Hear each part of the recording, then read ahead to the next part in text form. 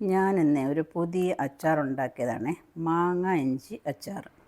ഇപ്പം പല അച്ചാറുകളും നമ്മൾ ഉണ്ടാക്കിയിട്ടുണ്ട്, പക്ഷേ ഞാനിത് ആദ്യമായിട്ടാണ് ഉണ്ടാക്കുന്നത്. ഇപ്പം ഇത് പച്ചയ്ക്ക് ചമ്മന്തിയൊക്കെ അരയ്ക്കാൻ, അവിയലിനകത്തൊക്കെ ഇടാൻ നല്ലൊരു ടേസ്റ്റാണ്. ചമ്മന്തിക്ക് സൂപ്പറാണ്. ഇപ്പം പലരും പറഞ്ഞു കേട്ടിട്ടുണ്ട് ഇത് അച്ചാറിടാനും നല്ലതാണെന്ന്. പക്ഷേ എങ്കിൽ അച്ചാർ ഇടുന്നത് ഞാനൊരു പ്രത്യേക രീതിയിലാണ് ഇട്ടത്. എന്ന് പറഞ്ഞാൽ ഇത് നന്നായിട്ട് കഴുകി വട്ടത്തിലരിഞ്ഞു, കനം കുറച്ചരിഞ്ഞു, ആവശ്യത്തിന് വെളുത്തുള്ളി എടുത്തു.